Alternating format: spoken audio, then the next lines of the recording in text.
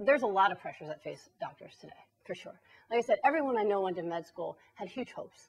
They're going to save lives. I can't think of anything more exciting and wonderful to do than to save people's lives. You know, and we all go into that's what we want to do. And then you're told, okay, you can save people, but the insurance company says that you can only prescribe these medicines, okay, because these are the cheapest medicines, okay?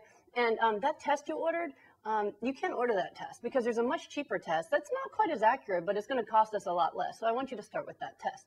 And then, by the way, you have to see them in 15 minutes. We're not paying you for any more. And I don't blame the doctors. I blame the medical system, the way they're educated, the way the patients are put through their offices like a conveyor belt, like an assembly line.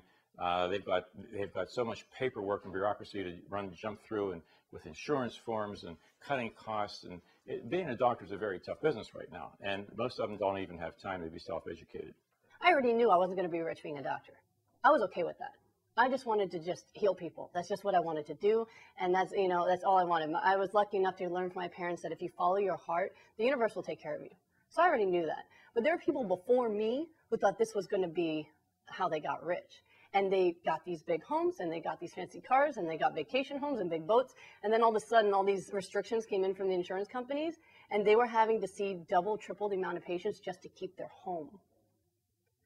Okay, so they're making very, very little money.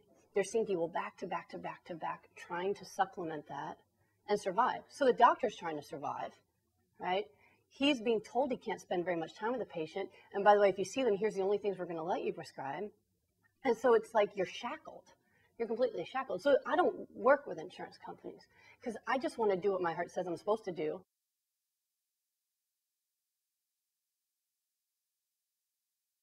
I definitely get a little irked when I get a fax from someone's health insurance that not only says, why are you prescribing this expensive thing? And gives me a suggestion of what they think I should prescribe. The computer gave me a suggestion.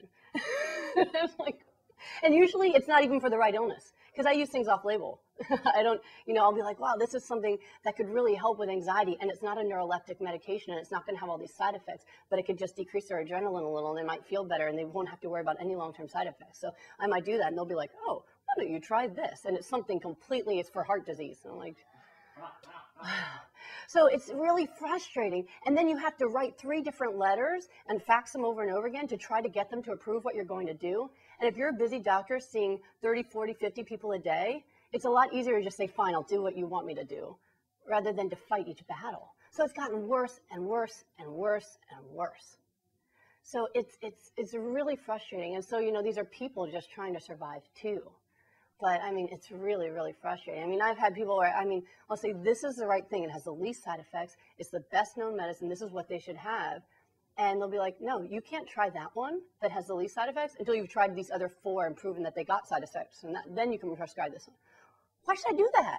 Why should I put someone at risk if I can give them something that's going to be so much better? Because it's expensive.